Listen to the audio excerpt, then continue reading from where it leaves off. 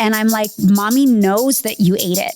And she was just as stubborn as a mule and would not admit it. And I'm like, there's chocolate all over your face. It's on your hands. Right. I don't need anything other than you to say, yes, I ate the chocolate. Access more.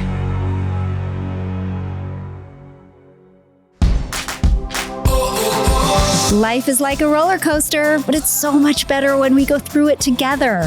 Welcome to the Candace Bure podcast. We're here to share conversations about life's challenges, celebrations, and everything in between. My guest host this season is my friend Jennie Allen, whose new book, Untangle Your Emotions, is available everywhere, and you should go grab it.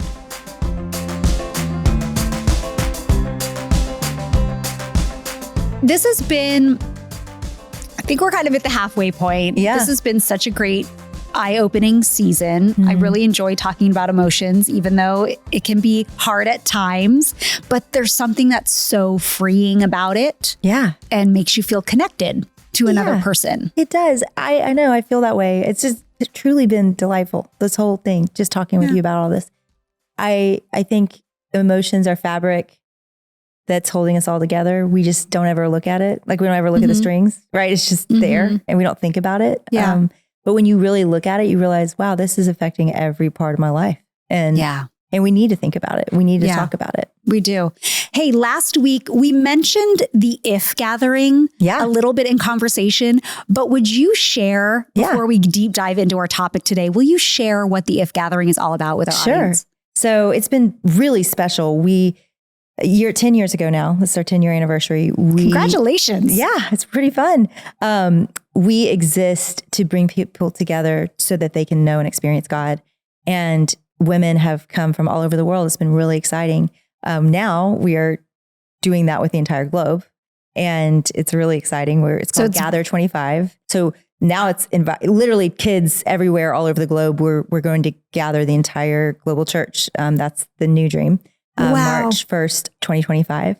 And so that's really exciting. But we've been working on this for 10 years. We've been bringing people together over 176 countries.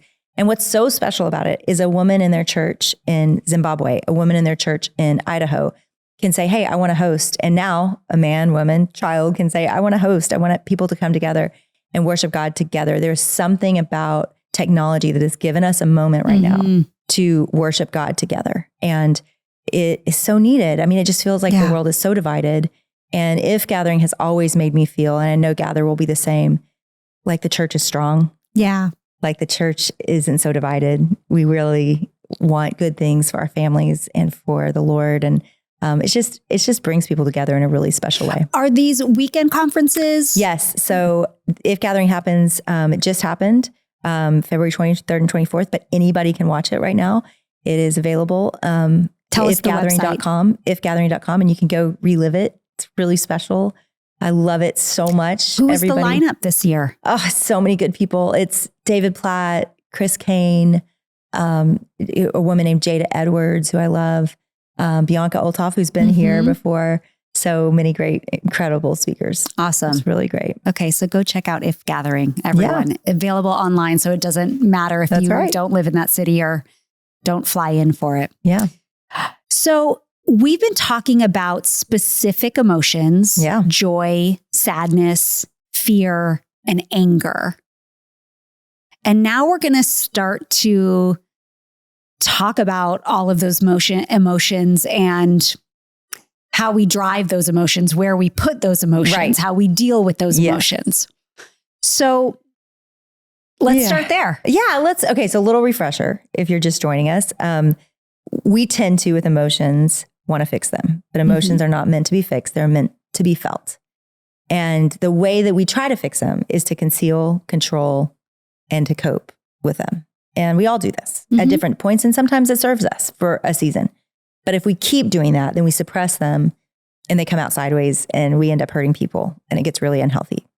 And so what God's way is, and specifically I looked at the life of Jesus in this project.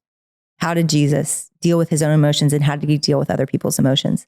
And what God's way is to notice the emotion, to name the emotion, to feel the emotion, because these are gifts that God's given us, and we're supposed to feel them, and then to share them with people, especially if they're significant, to share that emotion with somebody, and even the insignificant ones, just to mention them at the end of a day. Like, today I was a little bit worried about this, and and all of that serves as a point of connection with the Lord and with other people.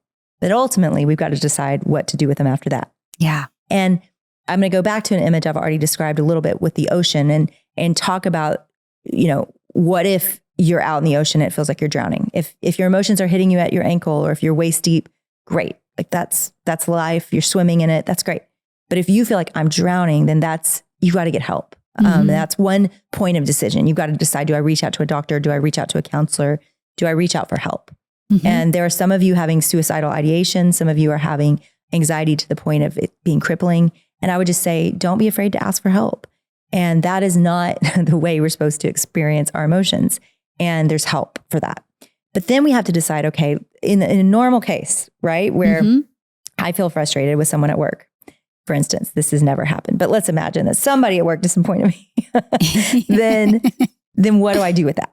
Am I supposed to, how do I handle that? And when does it turn to sin? Because that's really where we start to get into ruining our lives, really. Because if God has a plan for our emotional life, then the enemy has a plan for our emotional life. If God has a plan for anything, the enemy makes a plan for it too, because that means it matters and it's strategic.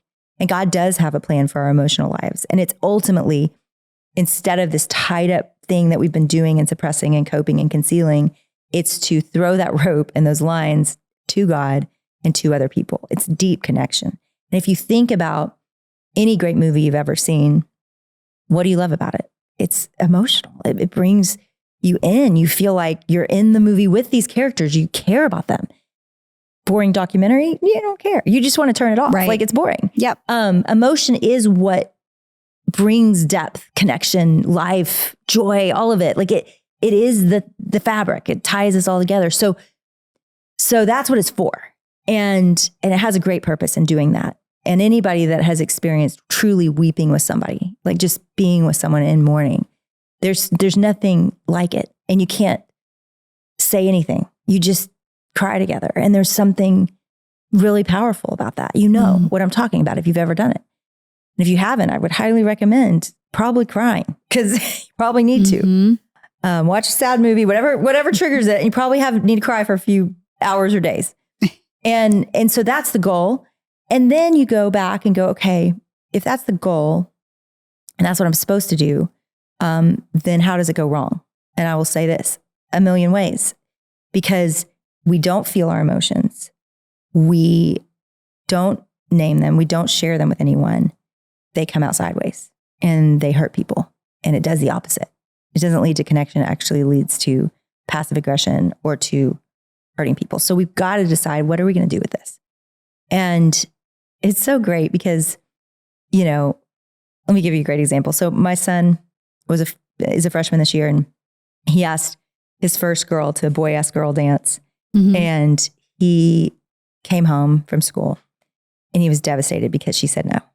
Oh, and not only did she say no, but the whole grade knew about it.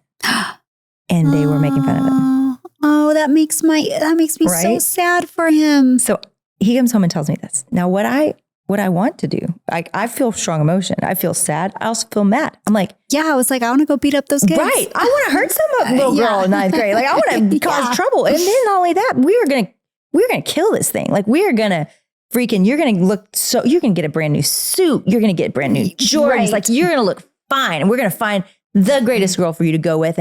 And y'all are going to, I'm going to freaking teach you to drive. I'm going to say this is going to be awesome. Yes. You're going to win homecoming, Yeah. And if that's not what he needed, like, that was me trying to fix something. That was me trying to strong arm something.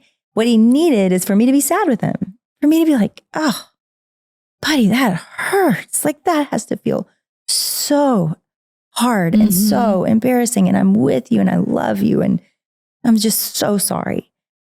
But I think that's where we have choices every day in the little things and the big things, right? Sometimes it's, am I going to stay married to this man who I'm just sick of, rather than I'm going to work on it?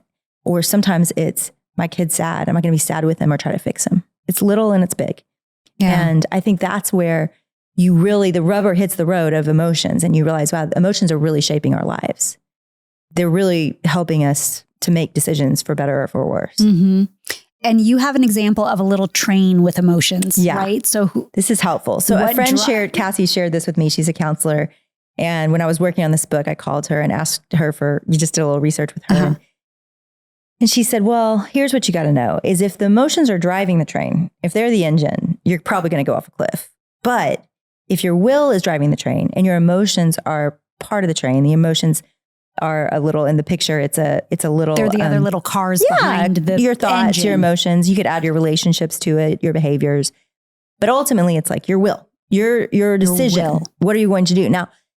Let me be clear. I am not saying you decide to not feel that way. Like that's where we get unhealth. It's I'm going to feel what I'm supposed to feel, but I'm going to decide what to do with it. That's where we enter with our will, and the will needs to drive, but the emotions need to be there. And for people listening, and some of you are like, man, I wish my husband or my kid could listen to this. I would say, make them, get them the book. I tell a lot of stories about my husband in it because I knew a lot of men would read it. Because if the emotions aren't even on the train, by the way, they are, because everybody's emotional because we're built in the image of God. We all have emotions. There's no non-emotional person. I mean, sure there is, but it would be a diagnosis. Right. It wouldn't be normal.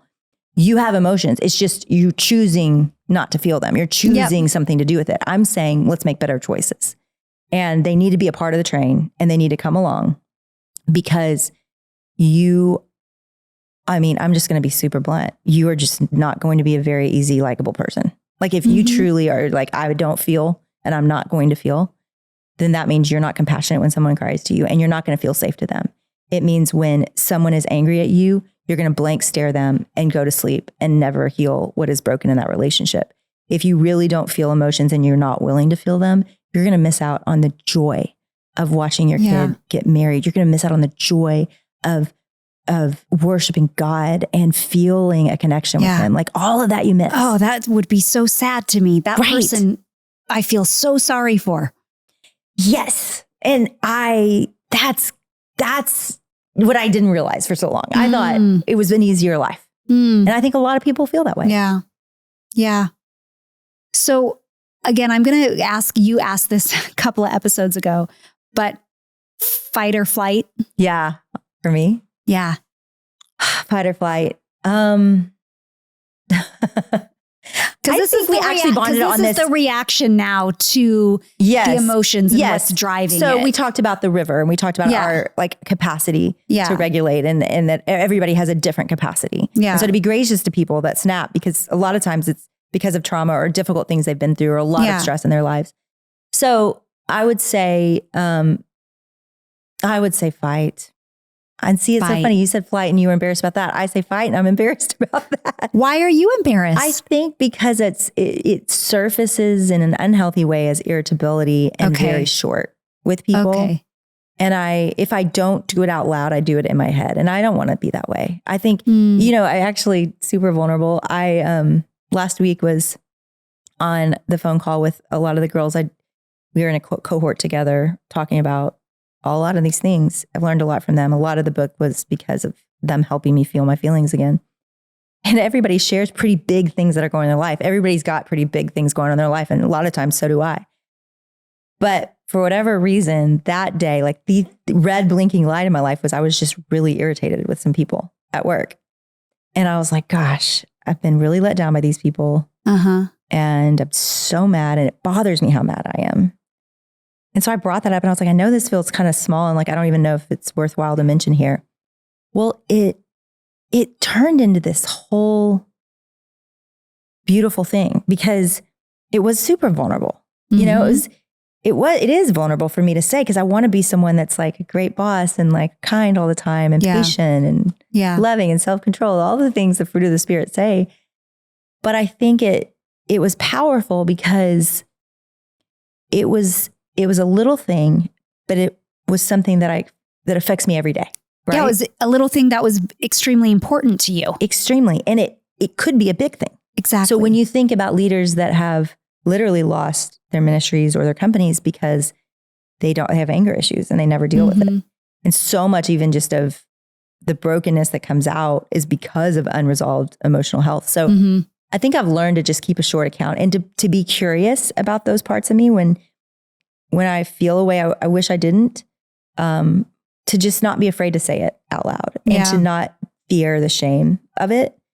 And it was so cool because several people ended up kind of teary talking, and they're like, Jennie, I mean, this is embarrassing to say too, but basically it was, Jennie, I respect you for this. Like, I respect that you are trying, you're not settling for that. Like, you don't want to be a jerk, you know? Yeah. And I think that was good for me because I was like, okay, that was brave to say, but it's true. I don't want to be a jerk.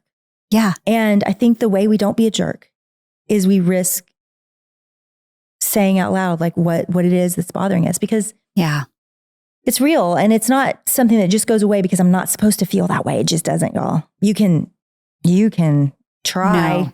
No.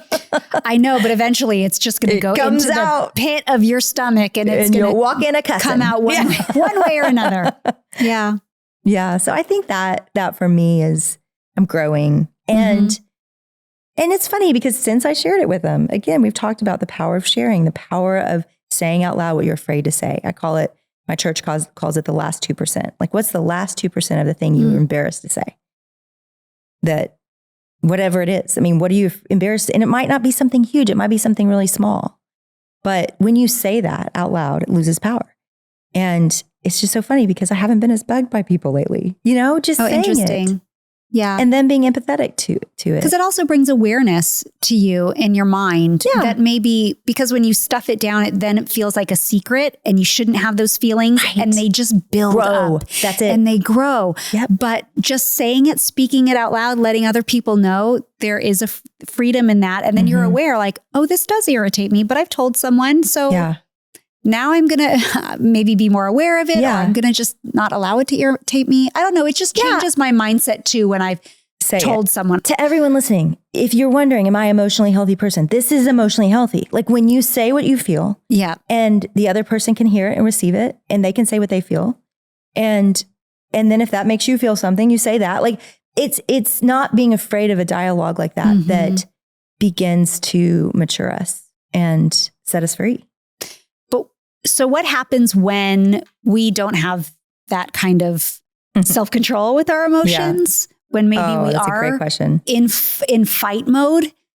I've been there a couple times in my life where I couldn't suppress it, and I was willing to buck up and then felt very regretful after the fact. What do we do with that? Well, honestly, those are some of my very favorite moments in friendships and with family. And that sounds funny to say. When I've wronged people, when I've lost it, because what follows, if I let it, is an apology. And the remembrance for myself, and in front of, even if it's embarrassingly, the people I love, that I need the gospel. And my kids would say some of their favorite moments with me was when I was apologizing, and I'm sure it was. Because you remember that as a kid. You remember like, my mom just said she messed up, because when they're real young, they think you're perfect. So, I think that it's just like with our emotions, we can't be so afraid of these things. Like, they're not embarrassing. It makes sense that we would need to apologize if we're doing this right. Probably a lot. Because nobody does this right. Like, let me just be clear. Like, you're not going to find the perfect spouse that emotionally understands you. Like, even the most sensitive one, like, will bug you sometimes because they're too sensitive. Just, you're not going to find it. So don't think like, gosh, if I could just marry someone different, if I could just find somebody that would treat me like this, if I could just find a friend that would be there for me when I need to cry. It's like, nobody's great at this, y'all. Nobody. It's why there's books about it. Like, it's so true. We're not great at this. You're not great at it. I'm not great at it. Some people are better than others, but nobody's excellent at it. So we grow together. We do it imperfectly together. And I mean, I have to do this. The book's coming out, and I'm having to do this month with my kid who feels hurt by me, because I was short with them and I didn't really pay attention to them, and they needed something emotionally from me. I kind of missed the cue. Like, sorry. And of course they're making fun. They're like, you're writing a book about this? And of course they throw that back in your face. So I'm like, we're in process. And I think that grace, I hope if there's one thing everybody's picking up this season, it's grace and compassion. It is grace with ourselves and compassion with ourselves, and grace and compassion with other people, with where they are, what they're experiencing, how jacked up it really all is. And that we need each other and we have to fight to work it out. My girlfriends, two of my very best friends, got in a huge fight. And this was my last book I was writing. It was right when it was about to come out, and they were all throughout the book because it was Find Your People. And it was all about relationships and friendship. And they were like the stars of the whole book, you know? Well, they get in this fight right before we're done with the book releasing. And they are not repairing it. And I'm like, what? Like, you cannot do this. You have to work this out. Right. And it took a while and some pressure from me. And I'm telling you, like, it was the hardest thing for them to sit down and do. But after they did it, they were closer than ever. And I think that's what we've got to realize is when we're wrong, when other people wrong us, the potential for more intimacy is on the other side of that. It's so true, which reminds me of a story with my best friend. And my best friend, Dillany, has been my best friend since we were 15. So magical. It really is. The older I get, the you can't more replace that. I'm so grateful for it. And I just realize how special it is to have that. But there was a time where, it wasn't that long ago, a couple years ago, and she had called me and was like, I really need to talk to you. And I'm kind of upset with you. And I was like, okay, like, what did I do? What did I do? And I'm like, we've never fought. Wow. That's like amazing. in 20 plus years, we've never had a blowout. We never have. To which she was like, because I don't like conflict. And I didn't even realize that over our friendship. Right. And not that she was agreeable just to be agreeable, but I didn't realize how much she didn't like conflict was a reason why we've never had conflict. And I didn't know how scary it was for her to share some of her feelings. And she was like, I'm starting to feel left out. Like, I realize that you're doing all of these things. And I know we talk. She said, but I don't live in the same city anymore. Go her. I know. So it was brave. the most beautiful thing she ever told me. It felt incredible in that she shared with me all these things I genuinely had no clue about. Yeah. And I was so proud of her for being so brave, but I genuinely just didn't know she was having these feelings because I'm like, we share everything. And she's like, but I want to be supportive and I love what you're doing. She's like, but I feel left out. Like, we don't live together anymore. And I see the pictures. And even when you tell me the stories, she's like, that used to be me with you. And she's like, I'm not there anymore. Yeah. And it's just made me feel sad. And it brought us even closer together. Wow. And I was, thank you for sharing. And I had no idea. And you're my best friend. Like, right. I legit tell you everything and you tell me everything. But it was hard for her to share that. I was so proud. I know it doesn't always go this way, but that was what you do. Like, when you're hurt and it won't just go away, right? Sometimes you're hurt and it'll go away in 2 or 3 days. But for her to bring that to you was so brave, and it's so healthy. Like, these are signs of health. When you can say, I'm sad and I'm hurt and I'm going to bring it to you.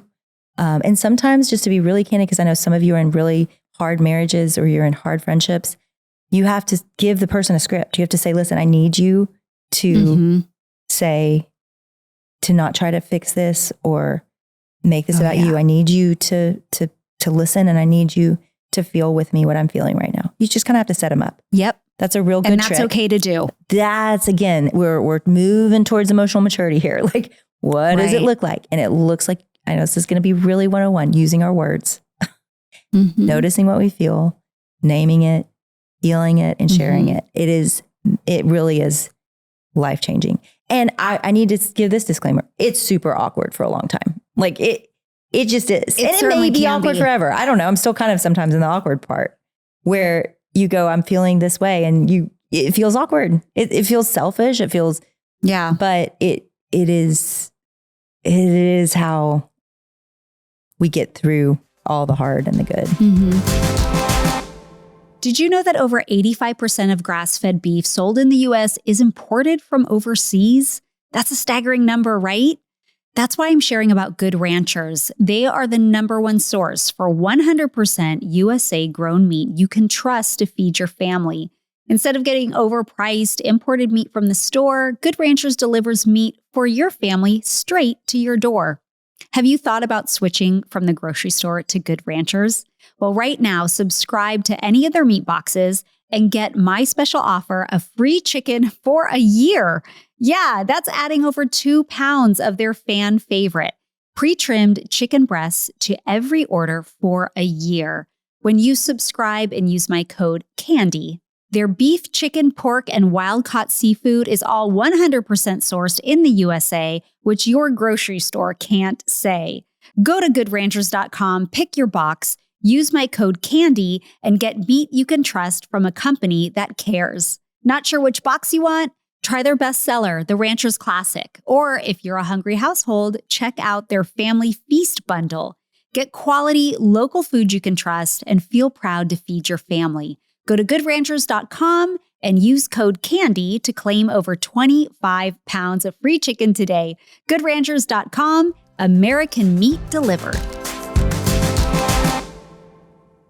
So you may have heard Natasha and me on Karen Kingsbury's podcast recently.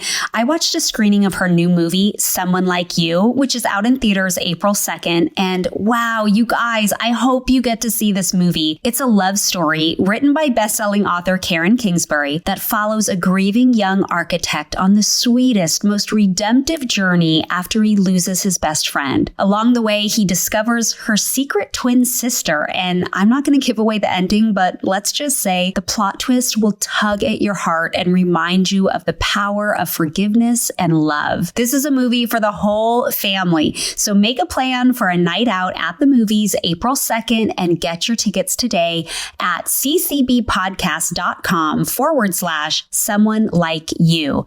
That's ccbpodcast.com/someone like you. And I'll put the link in my show notes. So I know all of us, and we're going to talk about this later in the season about parenting and families and what does this look like dynamic wise in our homes. But I mean, how have you seen this play out with your people in your home? Our emotions? Yeah. Do they fly around? What's it like? Yeah, everyone has a pretty different set of emotions in our home. That's been interesting to navigate as a parent and also as a wife. Mm-hmm. And so, yeah, my husband's different. I think my husband and Natasha are probably like more similar in emotions. That's what I would say. They'd probably disagree because mom's never right about anything. Right. And so parenting intentionally with your children, you really do have to figure out who they are emotionally and what their needs are emotionally because they look very all different as you parent them. It's not a one size fits all. I mean, I remember a time, this was like parenting fail at the moment. Parenting fail.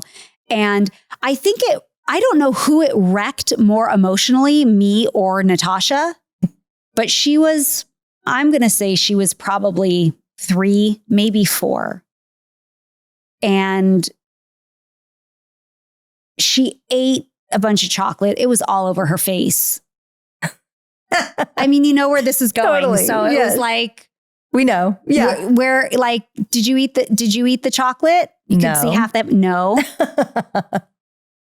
Did you eat the chocolate? No. And this kept going on. Well, I had read some parenting books and I'm like, I really need her to admit, I'm teaching her not to lie. Sure. So I really need her to admit the truth. And I kept pressing her and she would not admit it. And I was shocked. And we're probably 5 minutes into a conversation. And that's a long time with a little kid. Yep. And I'm like, mommy knows that you ate it. And she was just as stubborn as a mule and would not admit it. And I'm like, there's chocolate all over your face. It's on your hands. Right. just say, I mean, at that point, I didn't There's care. no There was reason. no apology. Yeah, I was like, I don't need anything other than you to say, yes, I ate the chocolate. Right. And she wouldn't. She would kid. not. And it literally broke me. And I talk about mom rage. I got so angry that she wouldn't admit to me. And I thought, oh my gosh, if I let her win this at 4 years old, well, I'm never going to win any argument for the rest of my life parenting her. I mean, I went to the extreme. Yeah. And I was really angry at her. And I remember yelling at her and like pointing my finger in her face. And it scarred me. Yeah. The afterthought of it. Once I was able to step away and I looked at it, and you think about when you're a little kid, like a bigger person, like in your face, mean, pointing at you. That's a scary image that I don't know if she's held on to it. Maybe Natasha's talked to a therapist about it. Right. I don't know to this day, but it scarred me so much emotionally that it was awful. Yeah. I was like, who am I? And what have I just done to my child? And every one of us has those stories because this, again, the emotions don't play clean. They don't play fair. And there are times it feels like our will gets hijacked. It does. The train has been taken over and there are terrorists running it. Yeah. And it's the scary part. It's why a lot of people will just decide not to feel, because emotions have hurt them from other people, and they have hurt people with emotions. And I would just say these are opportunities to trust God more. That's what those moments are. And these are opportunities to need the gospel, because there's not a mom probably listening, very few, I certainly am not one, who can't relate. We all relate to moments where we lost our temper and are cool with our kids. That happens. And so we need the gospel, and we need grace from our kids. And it just, I always wish it wasn't so messy. Especially as someone who, like, my job is to help people understand themselves and understand God, right? That's my job. It's like, golly, I wish this was simpler. I wish this was cleaner. I wish this was more sanitary. I'm sorry. It's not. You're going to hurt people. They're going to hurt you. And even in that, like you shared earlier, somehow, if we do this God's way, if we reconcile in the way that He made us to, even the times we totally screw it up, He makes somehow our relationships and lives more beautiful. He does. I was thinking about a verse at this point in the season, especially as we're talking about what to do with our emotions. Romans 12:2 says, "Do not conform to the pattern of this world, but be transformed by the renewing of your mind. Then you will be able to test and approve what God's will is, His good, pleasing, and perfect will." And I know so many people listening would feel like, I don't know what to do. And so I love this, because it's like, okay, we're not going to look side to side. We're not going to look at the patterns of the world and how they act. We're going to be transformed by the renewing of our mind. We're going to remember who God is. We're going to take our emotions to Him. And then He's going to help us. Because it's one of my favorite things when my kids need me, And these are places right now we need God. Like, we need God to help with anxiety. We need God to help with our rage. We need God to help with our fear about the world and the future. We need God to help with our depression. Like, we need God. And there are not more beautiful words to Him than that. Yeah. And so rather than be so afraid of emotion, it's like, be afraid if you never need God. Yeah. It's like, okay, yeah, we've messed up. We've done this imperfectly. And it just reminds us. Do you find it more challenging to not let your emotions reign, or I know what you're saying, to not let your thoughts spiral? Like, Ooh, do you lead with your emotions, or do you lead internally? Again, Get Out of Your Head was a great book to write. It was a book that I felt good at. I am good at controlling my thoughts. I'm good at being grateful. I'm a largely optimistic person. Mm-hmm. And when I sink, I kind of know how to control my thoughts to get back out of it. Until I don't. Until I can't. Until it's bigger. Until my 12-year-old self is knocking on the door and acting out and acting like a 12-year-old because she's still there, you know? So that's where that gets a lot more complicated to me than my thought life. What about you? I internalize, like, I'm good at controlling my emotions too, for the most part. Yeah. But then I'll internalize it and think about it nonstop. Yeah. One of my daughters is that way. It's her thought loop. It's like, wow, it's impressive. Yeah. My brain's all over the place. I'm ADD, so my brain goes all over the place. But largely I can pull out of like a negative spiral, but I sometimes cannot control a mood, if that makes sense. Like sometimes those are tied, praise God, and we can have more power over them than we think. But then sometimes it's deeper. I sometimes, when my thoughts start to spiral, especially at the end of a day, and I know that they will normally continue in the morning, right? I will stop at night and go over everything as a once and for all, write it in a journal or just track it in your mind, but I will kind of lay it all out. That's a good practice. And then say, here are the things. Do I have a clear conscience about it? Yeah. Did I, basically what is true? Yeah. What is true? What is everything? Right. And then I'm like, okay, then that's it. And leave it there. Yeah. You don't need to think about this tomorrow. What decisions were made were the decisions made, and we're going to move on. And I have to tell myself that and really lock it in so that I'm not spiraling again in the morning and wake up and like, bah. So when I was working on Get Out of Your Head, a piece of research I found from a science lab was so fascinating. I have no idea how they found this, but that 80% of our thoughts are negative every day. And that 90% of them are repetitive from the day before. So you actually interrupting wow. that. Isn't that crazy? Yeah. 90% we're thinking the same thoughts every single day. We're just on repeat. I have to say, I don't know how they discovered it, but it does resonate. I do get it. So what does it look like for you to submit to Jesus with your emotions each and every day? Again, I'm going to come back to this. I just be so repetitive. It's a relationship. That's what it looks like. It looks like telling him.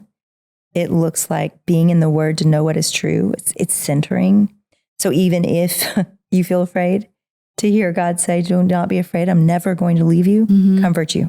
You need that. We need that. We need that truth. Because the world is giving us truth every single minute of every single day. So to get truth from God, it does help. And he wants to be in it with us. And so it looks like just saying what you're afraid to say to him. I love you're talking in the car.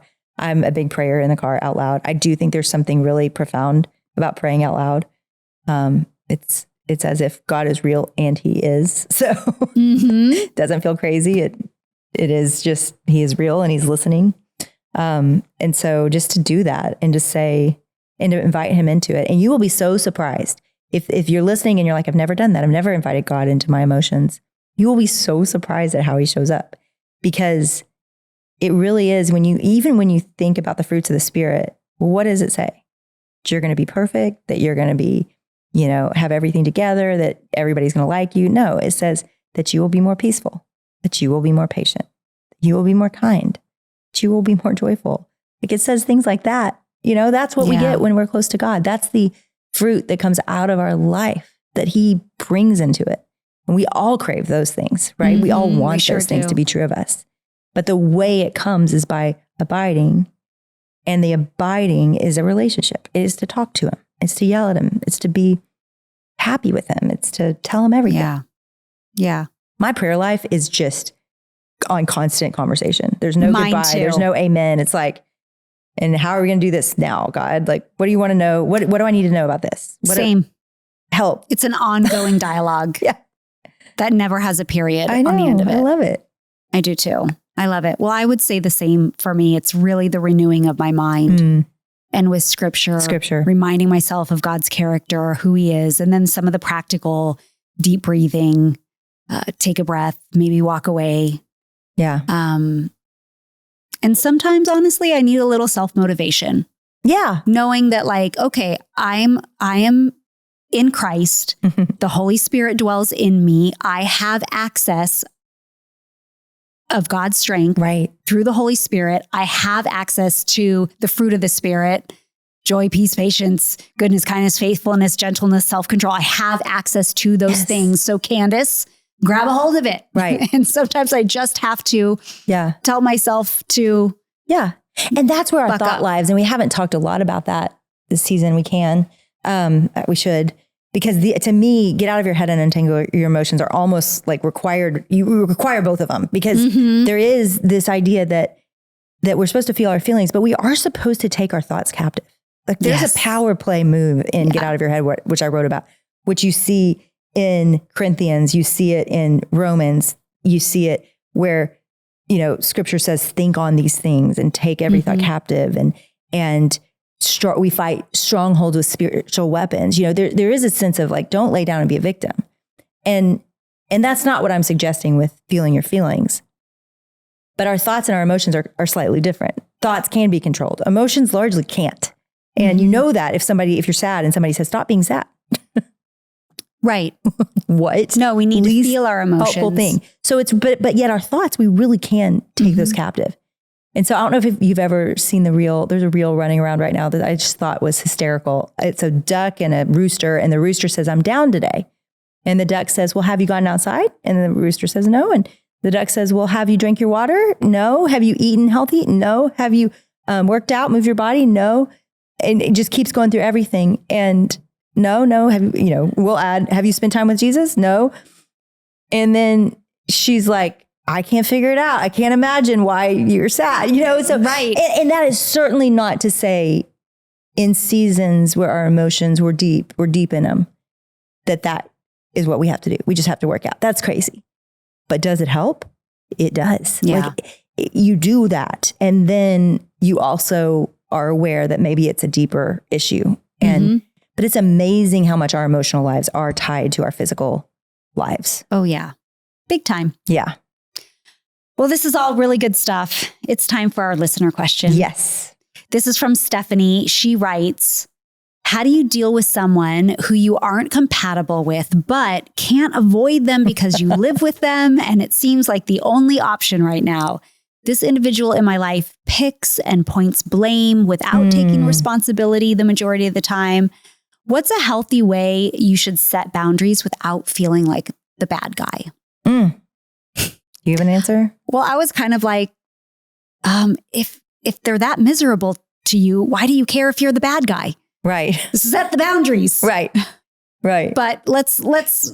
I think you have a more compassionate answer than that. I mean, yes, but also a practical one. I mean, this is, I remember when Zach was going through his depression and he was not healthy. I mean, the first one, he was not treating me well. I felt like a victim he felt like it was my fault. A lot of things were my fault.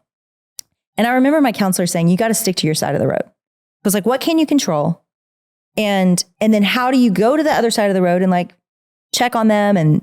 But you're not going to go on their side of the road. So it's like, if they're not going to choose to be healthy. Now, my husband was willing to go to counseling. There was great, humility, and he chose a lot of healthy things even back then.